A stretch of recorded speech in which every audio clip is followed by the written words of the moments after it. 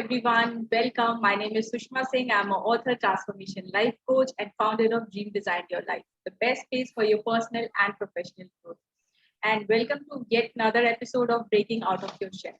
Thank you so much, all of you, for bringing the support that you have brought to this channel. Thank you so much. It really means a lot and it encourages me to bring even better learning on this platform. So keep doing that. And I love you all. Thank you so much. And for people who are new on this channel is all about inspiring stories that are happening around us. Because as a coach, I believe that people get inspired by human stories much more. In fact, if I have to tell my clients some concept and I want them to remember for long time, I always tell them some story or metaphors around them, because I know that human mind, stories are something that sticks to your mind. And see, nowadays we are bombarded with a lot of information. Everybody is trying to either tell something or sell something. But it's for us to consciously choose what we want to feed in our mind. Like physical diet is equally important, but mental diet is even more important. So on this platform, I bring just the right stuff that is great for your mental diet. So you are on a perfect pace and you are ready for a great treat for your mental health.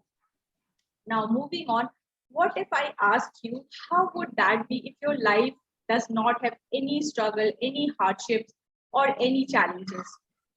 I'm sure most of you would be like, Sushma, it would be great. It would be amazing. But friend, I just want you to think it again, because it's our hardships, it's our challenges and struggles that we go through in our life that makes us actually stronger to face the better reality or the bitter reality of our life. And I want all of you to understand this with the example of this caterpillar. See, when caterpillar morphed into a butterfly, it has to break her cocoon. And that cocoon is so tough that it has to struggle really hard to break that shell. But in the process of breaking it, its wing gets so much of strength so that once it become a butterfly, it will be able to survive and fly higher. Okay. But if somebody tries to help that butterfly by breaking that cocoon, then what happens is either the caterpillar will die or it will never be able to become a better butterfly, and it will always remain a caterpillar for her life. And it's the same thing with our human life also, because these struggles are very important, very integral part, I should say. And I also, talk to my clients. I always tell them these struggles are tailor-made for you, because they are meant to be for you to be the person you are meant to be in your life. So we all have, different kind of struggles in our life. And the reason why these struggles are different is because we all have different goals, different destinations, different journeys, different purposes in our life. So don't shy away or run away from your struggles. Instead, embrace it, fight with it without resistance. You will never get strength. And we all know that life is like, you don't know what is going to happen next. So it's very important that we should be ready for it. And it's our struggle that prepare us for that. Now, I want all of you to welcome person that I have with me. His name is Vijay. And the reason why I talk a lot about struggles is because he is somebody whose life has a lot of struggles and challenges. His life stories have a lot of turns than the road itself. And somehow I believe that his story, we all of us can somewhere connect to his part, his story. So without further ado, let me welcome him and let's get inspired by his story. So welcome Vijay. Thank you so much for coming on this platform. Thank you. Thanks for having me, Sushma. Good. I can hear some noise. Yeah, Okay. but yeah, thanks for having me, and good evening to you. I know here, it's morning. So yeah, thank you. Okay. So Vijay, just introduce yourself to my audiences. Yeah, sure. So hello everyone. My name is Vijay Krishnan, and currently I'm based out of Dallas, Texas. You know, and yeah, I currently work for a financial holding company here in Texas, which is Texas-based financial holding company. which is also a bank and the mortgage company. I work in the internal audit department. I'm the IT audit manager, taking care of all the internal audit and the external audit stuff. I've been here in the US for about, I guess, more than 10 years now. Yeah, I have two beautiful kids, two girls. It's been a dream come true for me. Wow, great. So before we start with the questions, tell us how's COVID situation over there? Like how's life there? It's much better. People, I think people have come out of their shell, because they were like so. It was like their freedom was taken away for I would say 13, 14 months. Even we were working remotely. I mean, today I'm in my office, as you see. Right now things are better. A lot of people are vaccinated, so I think people are coming out. I mean, these days I don't even see masks and everything, but in our office the mask is mandatory, so I do carry my mask and the sanitizer, obviously. But things are looking much better, and we have a 4th of July, which is the US Independence Day, which is coming up, in a couple of days. So yeah, people are preparing for the long weekend. Wow, great. Okay, so Vijay, just take us through your childhood and education to start with. How was Sure, that? Sushma. Yeah, I mean, that is definitely something I always think about, because that gives me more happiness, like from where I started and where I am. So yeah, I was born in a middle class family. My father was working in Navy as a civilian, and I was just born in Kerala, like that is my native, like South India, Kerala. But I was like brought up in Maharashtra, so I started my education in Lonavala. And I was in KV, Kendriya Vidyalaya, CBSE board. We call it as KV or CBSE, right? So I was born and I was raised there. I have an elder brother who is 3 years elder to me. And yeah, it was a great time, because my mom was a housewife. I know, like, these days kids don't have that privilege to spend more time with their moms, because most of the moms are working, right? So I mean, I was lucky enough, I would say, because my mom had like complete, focus, or whatever you call, like complete time with us, like me and my brother. So we were that way lucky. And yeah, I mean, from Maharashtra, like from Lonavala, we moved to Pune. And like when I was in 6th grade, and I think that was one like turning event in all our lives, including my dad's, because things changed for good. We started owning like a small flat in Pune, which brought us from Lonavala to Pune. That was a flat that my dad bought back in the days. And he had to work so hard to even get that a small 1 bedroom flat, to be honest. So yeah, I mean, that's where I did my I completed my 10th, or whatever you call SSC. And then from there, I went into Vadia College, which was in Pune, from where I did my 12th commerce, and then followed by BCom. And then, I ended up doing master's MBA in finance from one of the Pune affiliated university, IMCD, which is in Nigdi, Pune. So that's kind of my summary of my education and where I was born. Okay. So Vijay, just because when we were talking, I could see that your life has a lot of turns, like twists and turns. It's bumpy ride. So from where it all started, if I can, just ask you to take us through your struggles, just to make us understand like how tough things were for you. Yeah, I mean, yeah, it was. I mean, like you said, yes, it was a bumpy ride for sure. I mean, I think that's the case with everyone. I mean, of course, I cannot speak for everyone, but most of us kind of go through our own own struggle, right? So in my case, it was first was the move from Lonavala, because I was in that comfort zone, right? You have your own friends, you have your street, your everything is like people know you, and all of a sudden we moved from Lonavala to Pune. So there was like new set of people, new school. I was scared, right? Like, because you don't know, like as a 10-year-old, it is very hard, like what's going in your mind, like 10 or 12 years old. So it was definitely challenging, that first move. And from there, again, like I said, I was in CBSE Delhi board, which is like Kendriya Vidyalaya. And from there, I just moved to Wadia College, which was like a different set of crowd, more like, like stylish people. And I was like a very, like I said, I was from a middle class family, so I was kind of scared there as well. So I did have those challenges throughout, coming from like moving from one location to the other, and kind of meeting new set of people.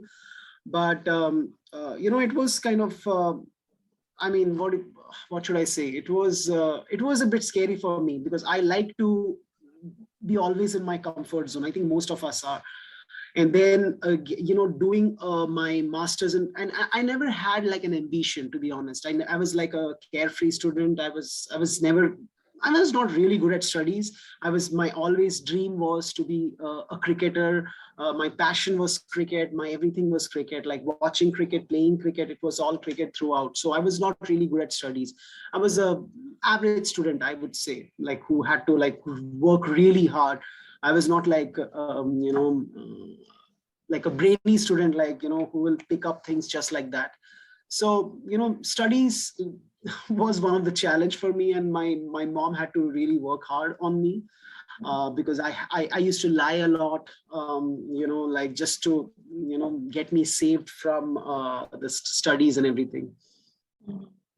Yeah, I Okay. don't know if I answered your question, but Yes, yeah, yes, just like, yes, yeah. yes. And you were talking about your challenges that you faced. You had to change several jobs, and there were a huge time when you were married and you didn't had any job. So how was that, and how did you overcame that? Yeah, exactly. So after doing my MBA, I got my first job with reference from my father. I mean, it was not like a very high-paying job, but I did start with Suzlon Energy Limited, which is a windmill manufacturing company. And I won't remember the general manager of that company who had belief in me and gave me that opportunity. So I worked there for 3 years, and then I started working with this company, which was a small company, but my interest was SAP. That's why I joined this company. But then unexpected things happened there, because there was like some racism. I know it is kind of a tough, like a tough word, racism, but and you will never expect that in India, like in the US, we keep seeing, hearing a lot of racism stories.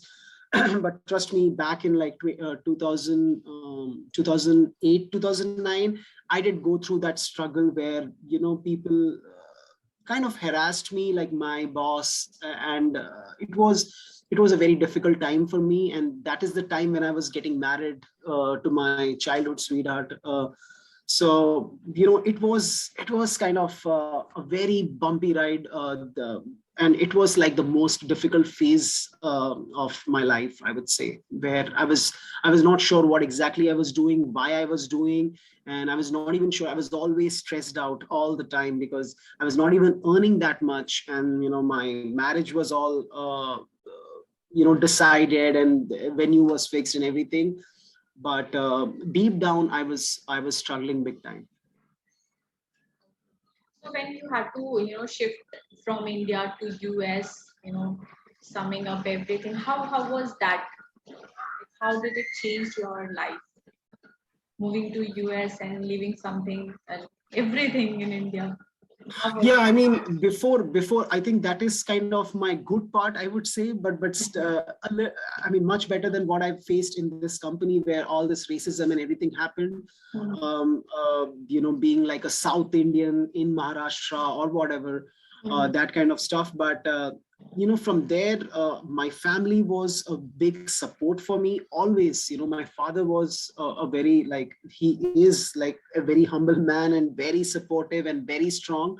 and so is my mom and my childhood friend who is my wife right now. All their belief in me was something that kept me going. So after leaving that company, and I was jobless, even though I was married, I was jobless for a few months doing nothing, just studying, doing some SAP courses and to get a better job. And then I ended up going to Mumbai, working for Tata Technologies. That was one of the turning point in my life, because I did work hard. I did clear the certification. I had to go through, and when people were judging me, people were like, "Oh, this guy is married, but he's jobless. He's not even doing anything. Oh, wow, his wife is working." I mean, my dad used to have sleepless nights. So those that was, like I said, was a challenging thing. But the only thing that kept me going is, no, I want to prove myself.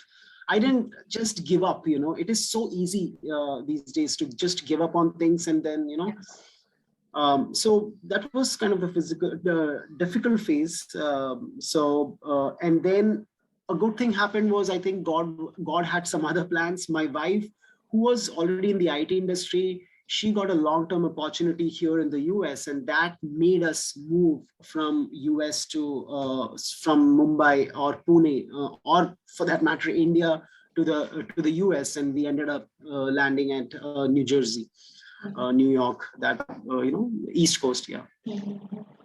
Okay, so yeah, answer to your question is, yeah, it was very difficult, trust me, leaving my parents behind, because I lived all my life with my parents. I know a lot of people struggle, or during that college days, they kind of go out to hostel and like go out to different city or state for better education. But in my case, I was lucky. I was all the time with my family. So leaving them, of course, joining my wife in the US was a thrilling part of my life, because I'm going outside the country. And then back in the days, Orkut or something like that, the social media was there, and I was like, so I mean, it was always like human beings are meant to show off, right? So we end up. So I was like posting my status every now and then, like I'm here in the US or whatever, and then. But but yeah, it was challenging to leave everything, leave my job and come here without a job. That was a very big decision and a very difficult one.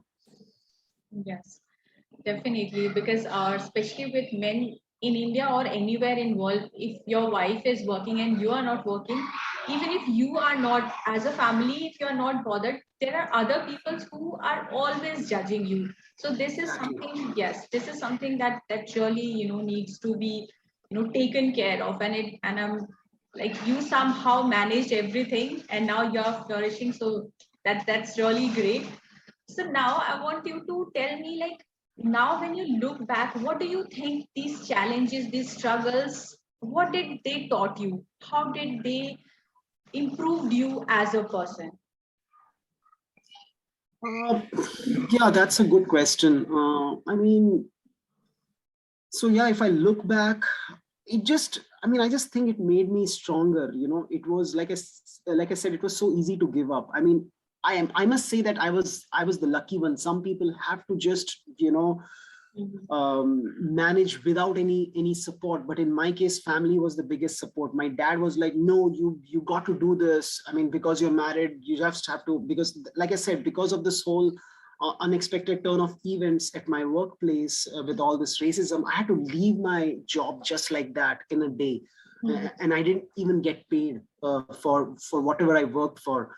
I mean, so what kept me going was like, yes, I need to make my family happy. I need to be happy. I mean, life is, a lot of people have so many challenges. It is so easy to sit and complain. Oh, I didn't get that. I didn't get that. I never studied from a top B school, because MBAs, when you do, like, I did my MBA finance from IMCD. I used to blame, like, oh, this was a small college. People don't know me. So that's why I didn't get a good job to begin with. But I feel it's up to you. It's like your self-confidence, like you got to get that confidence from somewhere. Like, you cannot just sit and blame on things. You can change things. It's all about the hard work and dedication. So I think I did that, but only after like going through some bad experiences, I learned my lesson, because what I could have done during my school days, I was like just playing cricket and enjoying my life. That changed, and I started doing it for my own. Until then, I was doing more like, oh, my parents will be upset. Let me study, let me get marks, because it's just all about, if I think about my school, I think it was all about memorizing. I mean, I never understood some of the concepts. I was just memorizing just to get some good marks. That's all, Mhm. So I look back and versus like rewind and fast forward to now. I mean, I think it was like self-belief, confidence, and faith, belief that my family had on me. Mhm. And I would, for some reason, I always think, I mean, again, nothing against other private colleges or state board university, but I always feel that KB, Kendriya Vidyalaya, or the CBSE students are, kind of different. They are special somehow. Yes. Okay. So moving on. Okay. So if you get a chance to relive your life, what do you think? How it's gonna be different? um, Re- I mean, like I said, I mean, I did touch upon that.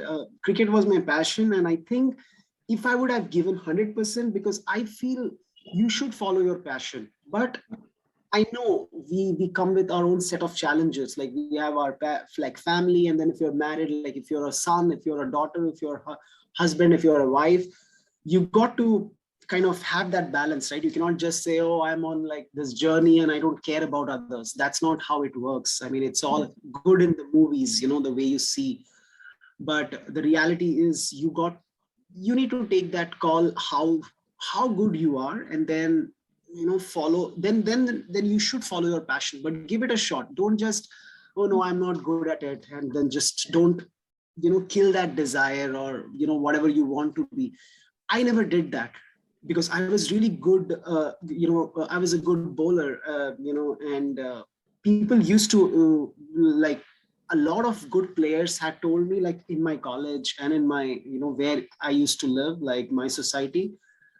But then I never followed my passion, like because my parents, like my dad was like, no, focus on the studies, focus on the studies. So I never even tried. I mean, now I can just sit and blame, oh, my because of my dad. No, it was not because of my dad. Somewhere I was like, lack of confidence, I would say, somehow telling myself, no, no, you are not that good. So I did not even try. That's the reality, that I never tried. Like I had so many like people said, like if you come in the morning, if you're trying for cricket, you have to come in the morning at 6 a.m. in the ground, and then practice sessions and this and that. And I used to live like 1 hour away, like in Nigdi. So from Nigdi to Pune, it was like a 1 hour journey. And I just, we are so convenient to ourselves. Like our mind will say, oh, that's so difficult, like, Yes. 1 hour long journey and blah, blah, blah, and this and that, and then just don't do it. And then Mhm. I decided not to do it. So long story short, what I was trying to say is, I would say, when you follow your passion, give your 100%. There is no two ways about it. And then I don't think anyone, like, if you follow your passion, things will automatically fall in place. And if you're lucky enough, because the luck is needed, then I would say, then yeah, there is no stopping you. Yeah. So, like, if you get a chance to relive your life, then definitely you will give cricket a chance, right? Absolutely, yeah, absolutely. And with all this IPL and everything, back in the days there was no IPL. I would have, you never know, right? I would have played Yes, IPL maybe definitely. for one of the teams. But I'm glad I'm still playing. I'm still living my dream.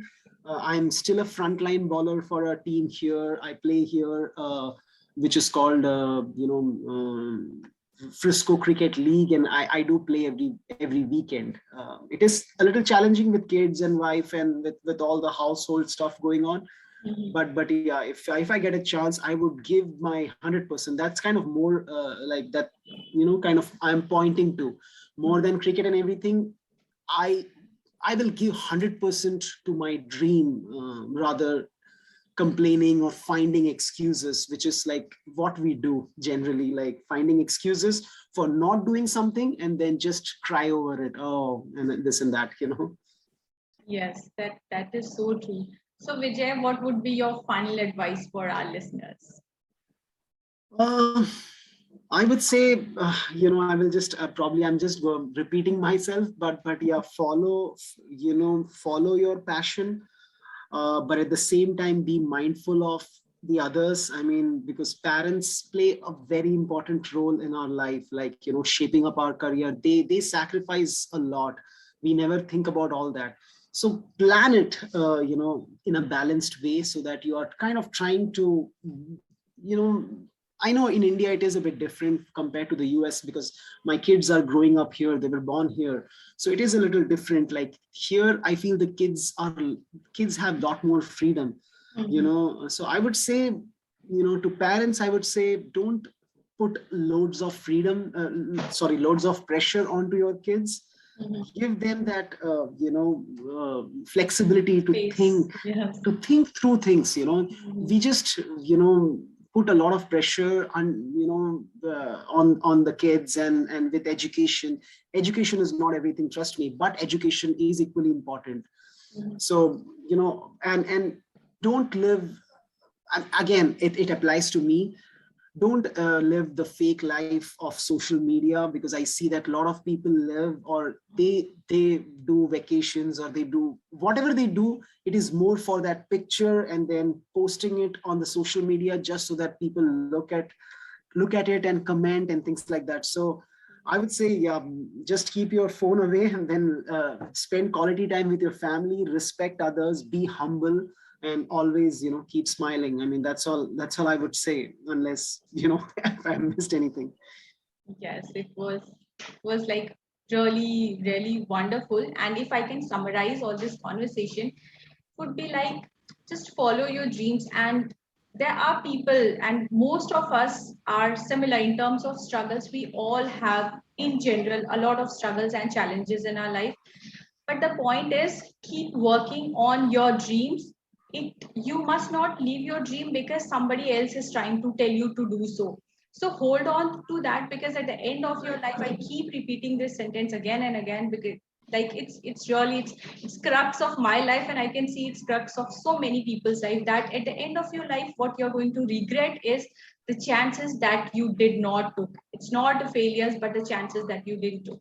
So do what your heart feels is right for you, because that other person, definitely that person is thinking good for you, but he cannot see what is beyond you, what you were actually meant to do. So sometimes what we do is we buy into that, we buy into that smallness, but we could have been somebody really, really big. So follow your passion, follow your heart, and at the end of your life, you'll be very, very satisfied and happy if you did the things that you wanted to do. And So, and I'll yeah. probably I'll add something. That's a very good point, Sushma. One thing is, don't have unlimited desires. I mean, Yes. we tend to get behind. Okay, I have a bike, now I need a car. I need a car. Oh, okay. The neighbors have a better car, so let me try to get the better. I mean, it's good to make more money, but Mhm. don't have unlimited desires, which puts us under that pressure of earning more, and Mhm. then we just get into that cycle of, we can never come out of Yes. that thing. So limited desires, but live your life, happily, I Mhm. would say. That's the most important. Stress free. Mhm. As long as you can control your mind, Mhm. you have, like, I would say, you have achieved everything. It's not about the job, it's not about the status, and it's not about those things. It's more of, how the person you are, and how a good human being you can become. Yes, definitely. Because even for me, my definition of success is about contribution, about being what you are meant to be, not about all the materialistic things, but the person Exactly. from that you are meant to be from inside, something that this world needs from you. Just try to be that instead of being the person that everybody wants to just see you like all materialistic thing and everything. These are the things that is not going to make you happy in long terms. Something that is Ab- going to, yes, keep you happy for a Absolutely. long, long time is something that inner peace, that inner joy. And I think it comes from doing something that you really love and you find a way to contribute. So this is one Exactly. thing that, yes, so this Yeah, is one thing that everybody. material happiness will never last, Yes. I promise that, I assure you that, Yes. like, you know, if I got a new Yes. car, I was so happy. After a month, I was like, okay, what's the big deal, you know? Mhm. So the material happiness will never last. Mhm. Yeah, it's your inner peace, you know.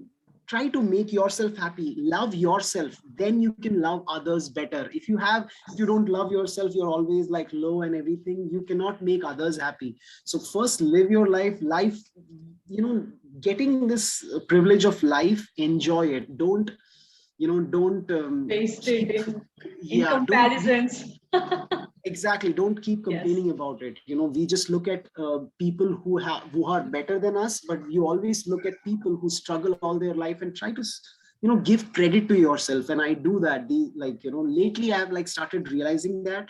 And I keep telling myself, no, you did a good job.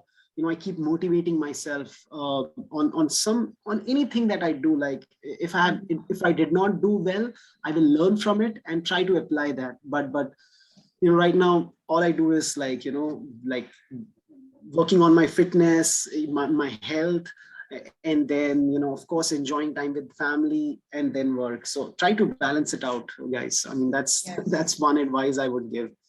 Yes, definitely. See, it's all about like balancing everything that is going to give you the max fulfillment. And now I think it's time we should say bye-bye to all of them. And I'm sure all of you loved his story and got inspired by, at least I got, to learn a lot from his story. So thank you so much everyone for being here and listening to us. Thank you so much. Thank you, Vijay. Thank you, Bye-bye. Sushma. Thanks for Bye. having me. Bye. Bye.